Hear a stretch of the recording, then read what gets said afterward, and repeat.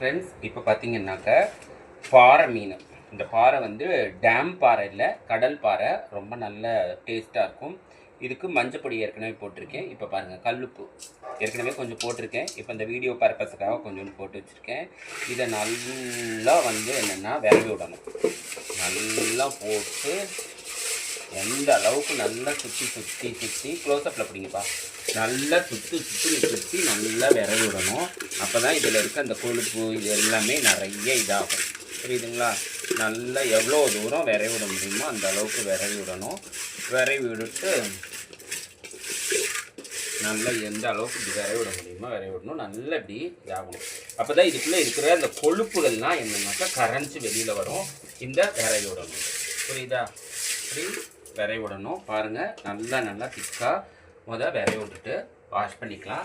இப்போது இதுக்கு என்னென்ன இன்க்ரீடியன்ஸ், இதை வறுக்கிறதுக்கு என்னென்ன இன்க்ரீடியன்ஸ் எல்லாம் இப்போ கலக்க போகிறேன் அப்படிங்கிறத உங்கள்கிட்ட காமிக்கிறேன். இதுக்கு நம்ம சின்ன ஒரு சட்டியில் உப்பு, கடையில் இருக்க கண்ட மசாலா பொடியெல்லாம் போடாதீங்க, அதெல்லாம் வயிற்றுக்கு ரொம்ப கெடுதல். அதனால் பாருங்கள், நான் ஜாரில் தான், நான் ஒரு ஆர்டிஸ்ட்னால எல்லாமே பாருங்கள் கலர்ஃபுல்லான இந்த ஜாரில் வச்சுக்கிட்டோம் அப்படின்னாக்கா, இது மஞ்சள் தூள்னால மஞ்சள்லேயே வச்சுருக்கேன், மஞ்சள் கலரில் நம்மளுக்கு ஐடென்டிஃபிகேஷனுக்காக கொஞ்சோண்டு மஞ்சள். இது வந்து இதுவாக இருக்கும். அதுக்கப்புறம் பார்த்தீங்க அப்படின்னாக்க மல்லித்தூள், கொஞ்சமாக மல்லித்தூள், பூண்டு மல்லித்தூள் அதில் போட்டுக்கலாம். அதுக்கப்புறம் பார்த்தீங்க அப்படின்னாக்க கரம் மசாலா. இந்த கரம் மசாலா பொடி எல்லாமே குட்டி குட்டியாக இருக்குது. இந்த கரம் மசாலா பொடி எங்கடா இருக்குது? Garam masala, this is garam masala.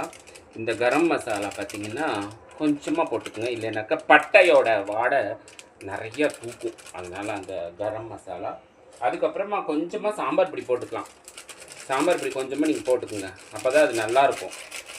சாம்பார் பொடி இப்படி நிறைய போட்டுக்குங்க, கொஞ்சமாக சாம்பார் பொடி. அதுக்கப்புறம் குழம்பு பொடி கொஞ்சோண்டு இருந்துச்சுன்னா அதையும் போட்டுக்குங்க ஃப்ரெண்ட்ஸ், அப்போ தான் நல்லா இதாக இருக்கும். இப்போ இதெல்லாம் போட்டுட்டேன். இதை போட்டுட்டு பார்த்தீங்க அப்படின்னா நான் என்ன பண்ணுவேன் அப்படின்னா, கொஞ்சமாக மிக்ஸ் பண்ணுறதுக்காக ஆயில் ஊற்றிடுவேன் ஃப்ரெண்ட்ஸ். இது வந்து நல்லெண்ணெய், இங்கே பாருங்கள், மரச்சக்கோட நல்லெண்ணெய் இது. இந்த ஆயில் நான் இப்படி ஊற்றி வச்சுருவேன், இப்படி ஊற்றி வச்சுருவேன்.